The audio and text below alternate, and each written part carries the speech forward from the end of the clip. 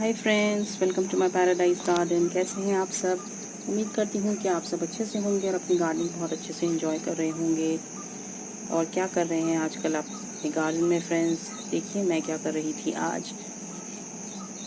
ये देखिए मेरे बालकनी में सब कटाई छटाई का काम चल रहा है। जैसा कि आप जानते हैं सितंबर का महीना आ ही गया है और कुछ पौधे ऐसे होते हैं जिनको जो है हमें इस टाइम पे प्रून कर देना चाहिए, क्योंकि सितंबर में बहुत सारे जो प्लांट्स होते हैं उनकी फ्लावरिंग ख़त्म होने पे आती है। जैसे ये गुड़हल का प्लांट हो गया, मधुकामिनी हो गई, जो ज़्यादा करके बारिश से लेकर गर्मियों तक अच्छे से फ्लावरिंग करते हैं। इस टाइम पर जो है उनकी फ्लावरिंग बस ख़त्म ही होने वाली होती है। तो ये जो टाइम है ये बहुत अच्छा टाइम होता है अपने प्लांट्स की प्रूनिंग करने का।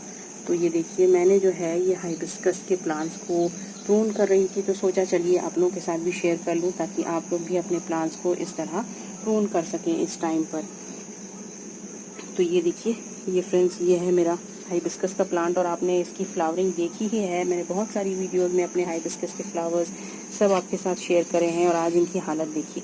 मैंने पूरा इनको जो है हार्ड प्रून कर दिया है, क्योंकि इस पर अब जो है थोड़ी बहुत फ्लावरिंग कम ही हो गई थी। बस टिप्स पे 2-3 कलियाँ हर ब्रांच पे दिखाई दे रही थी, तो बस इसी वजह से जो है मैंने इनको प्रून करना सही समझा इस टाइम पे। और वैसे भी सितंबर के महीने में इन सब पौधों की अगर हम अच्छे से प्रूनिंग कर दें और उसके बाद हम इसे अच्छे से फर्टिलाइज़र डाल दें इन प्लांट्स को, तो हमारे प्लांट जो हैं आने वाले नेक्स्ट फ्लावरिंग सीज़न के लिए बहुत अच्छे से तैयार हो जाते हैं।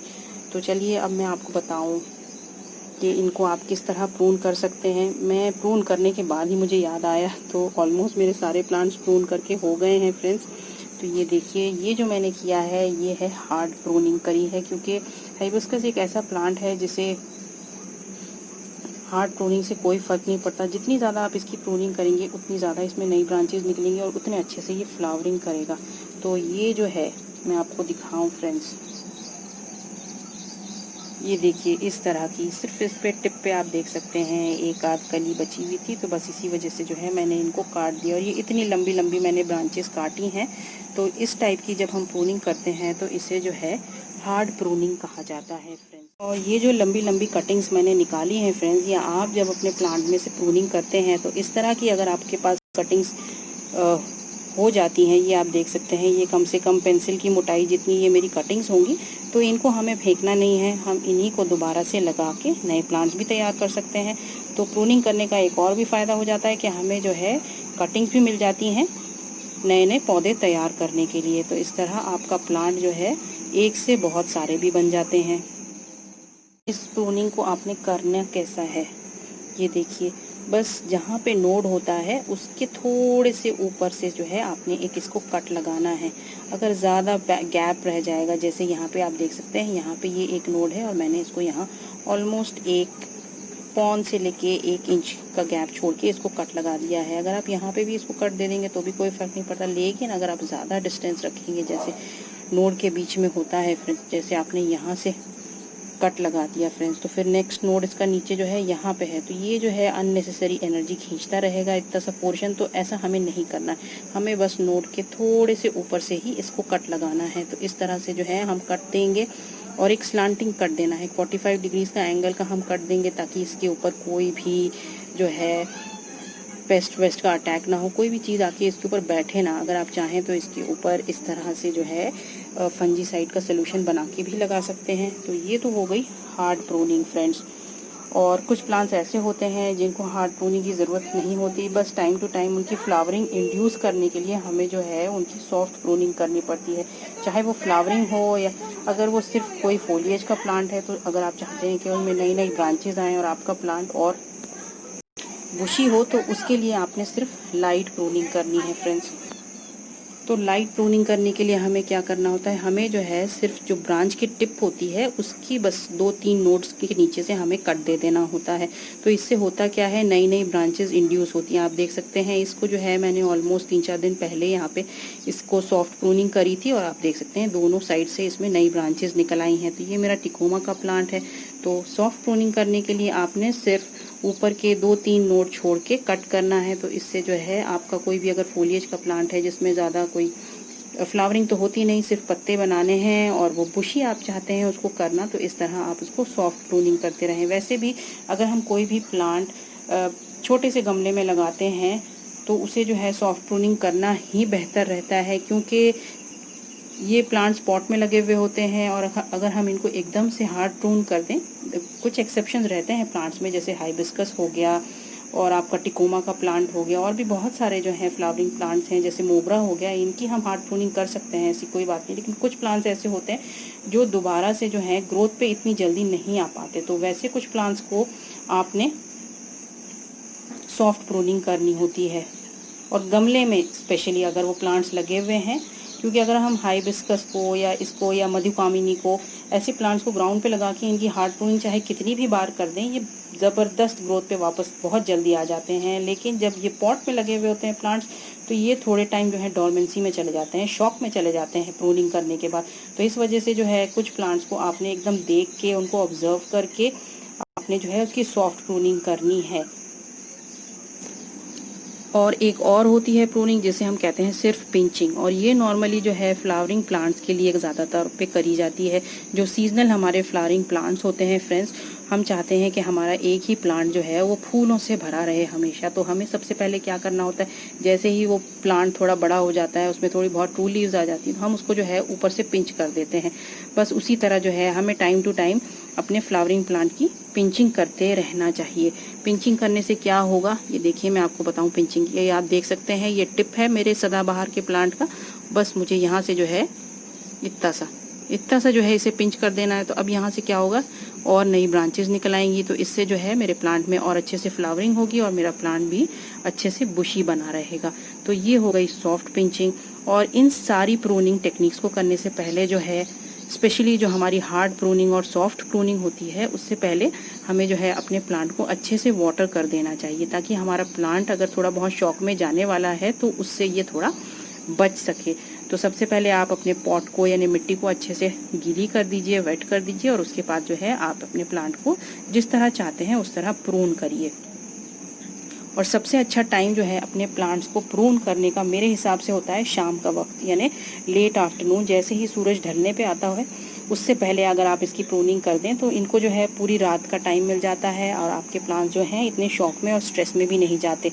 बहुत से लोग कहते हैं, या नॉर्मली आप अर्ली मॉर्निंग के टाइम पे भी कर सकते हैं, लेकिन उसके बाद तो धूप निकलनी है, तो बेचारे प्लांट्स को थोड़ा बहुत तो शॉक लग ही जाता है। तो इस वजह से मैं सजेस्ट करूंगी कि आप जो है अपने प्लांट्स की जब भी प्रूनिंग करें तो शाम के टाइम पे करने की कोशिश करें। इससे जो है आपका प्लांट स्ट्रेस से बहुत हद तक बच जाता है। तो एक बार आपने इसकी अच्छे से वाटरिंग कर दी, फिर प्रूनिंग कर दी, और प्रूनिंग करने के बाद आप जो है अपने प्लांट को अच्छे से गुड़ाई करिए, इसकी मिट्टी को अच्छे से ढीला कर दीजिए, और फिर आप इसे अच्छे से फर्टिलाइज़ करिए। इस टाइम पे आप अभी फर्टिलाइज़ करेंगे अपने प्लांट को फ्रेंड्स, तो ये प्लांट जो है बहुत जल्दी से, क्योंकि ये स्ट्रेस में है, तो एनर्जी भी बहुत अच्छे से एब्जॉर्ब करेगा और आपका प्लांट बहुत जल्दी ग्रोथ पे भी आ जाएगा। तो ये मैं आपको दिखाऊं फ्रेंड्स, ये जो है मेरा हाइबिस्कस पिंक वाला, जिसकी मैंने आपको अभी फूल दिखाया था, इसको मैंने जो है 10 दिन पहले ही प्रून कर दिया था, क्योंकि इसमें बहुत एफिड्स और मीली बग्स का अटैक हो रहा था कॉन्स्टेंटली, और अभी भी दोबारा से हुआ है। ये देखिए, सब मैंने जो है इसकी हार्ड प्रूनिंग कर दी थी, लेकिन आप देख सकते हैं ये एक ब्रांच मैंने छोड़ दी थी क्योंकि इस पर कली बनी हुई थी, लेकिन ये पूरा प्लांट मैंने कट कर दिया था, आप देख सकते हैं फ्रेंड्स। फिर भी आप देखिए, इसको 15 दिन में इसकी ग्रोथ दोबारा से, इसमें इतनी सारी नई ब्रांचेस निकल आई हैं, और सारी लीव्स देखिए कितनी फ्रेश दिख रही हैं। तो प्रूनिंग करने से बिल्कुल भी घबराइए मत। और इस टाइम तो बहुत ही अच्छा, जैसे ही बरसात ख़त्म होती है तब आपने अपने प्लांट्स को प्रून कर देना चाहिए, except for a few plant. जैसे रोज़ का प्लांट हो गया, रोज़ के प्लांट को जो है अभी ये टाइम नहीं है इनके प्रूनिंग करने का, उनको जो है आप अक्टूबर में प्रून करिए, ताकि जो दिसंबर यानी नवंबर दिसंबर से जो है वो अच्छे से फ्लावरिंग पे आ जाए। प्रून हम क्यों करते हैं प्लांट्स को, प्रून हम इसलिए करते हैं प्लांट्स को ताकि इनमें नई ब्रांचेस, नॉर्मली फ्लावरिंग कब होती है प्लांट पे और कहाँ होती है, जब हम अपने प्लांट को अच्छे से प्रून कर लेते हैं तो इनमें नई ब्रांचेस निकलती हैं, और नई ब्रांचेस के टिप पर ही जो है कलियां बनती हैं फ्रेंड्स। तो यही वजह है कि हमें जो है अपने प्लांट पे अच्छी फ्लावरिंग अगर चाहिए तो इनको टाइम टू टाइम हमें प्रून करते रहना चाहिए। अगर हम इनको प्रून नहीं करेंगे तो इनमें फ्लावरिंग जो है बहुत कम होने लगेगी, सिर्फ पत्ते ही पत्ते आपको दिखाई देंगे। तो अगर आपको अपने प्लांट पे अच्छी फ्लावरिंग, चाहे वो फ्रूटिंग ही क्यों ना हो, फ्रूटिंग प्लांट्स को भी हमें जैसे ही उनका फ्रूटिंग का सीज़न ख़त्म हो जाता है, हमें उनकी जो है प्रूनिंग कर देनी चाहिए, ताकि वो आने वाले सीज़न के लिए हम उनको तैयार कर सकें। तो ये देखिए फ्रेंड्स, ये है मेरा नागचंपा का प्लांट। इसमें जो है अभी फ्लावरिंग शुरू हुई है, तो मैं अभी इसे प्रून करने नहीं जाऊंगी, क्योंकि अब इसका जो है फ्लावर होने का टाइम, करने का टाइम शुरू हुआ है। और ये देखिए फ्रेंड्स, ये है मेरी पिंक ट्रम्पेट वाइन। इसकी जो है मैंने ऑलरेडी थोड़ी सी सॉफ्ट प्रूनिंग कर दी थी, क्योंकि ये जो है कॉन्स्टेंटली साल भर फ्लावरिंग करता ही रहता है। तो जो सॉफ्ट प्रूनिंग करी थी मैंने, यहाँ से इसे कट लगाया था। ये देखिए इसमें से नई ब्रांच निकली है और इसके ऊपर आप ये देख सकते हैं ये कलियों का गुच्छा बन रहा है। यहाँ पे भी देखिए फ्रेंड्स, इधर से मैंने इसको, यहाँ से पता नहीं मैं आपको दिखा पा रही हूँ नहीं, यहाँ से मैंने इसको कट लगाया था और देखिए अब इसमें नई ब्रांच निकल आई है और इसमें अब बड्स भी बनना शुरू हो गए हैं। तो कुछ प्लांट्स ऐसे होते हैं जिनको आपको time to time soft pruning करते ही रहना पड़ता है, और कुछ प्लांट्स ऐसे होते हैं जिनका टाइम होता है पर्टिकुलर फ्लावरिंग करने का। जैसे सर्दियों के फ्लावर्स या फूल जो होते हैं, उनको जो है जैसे ही उनका सीज़न ख़त्म हो जाता है, आप उनको प्रून कर सकते हैं। और ये गर्मियों के फ्लावर्स हो गए, जो गर्मियों से लेके बरसात के मौसम तक अच्छे से फ्लावरिंग करते हैं, फ्रूटिंग करते हैं, उनको प्रून करने का टाइम सितंबर जो है बेस्ट होता है। ये देखिए फ्रेंड्स, ये है मेरा मोगरे का प्लांट। इसकी भी जो है मैंने सॉफ्ट प्रूनिंग कर दी थी और अब देखिए, हालांकि इसका सीज़न अब ख़त्म होने पे आया है।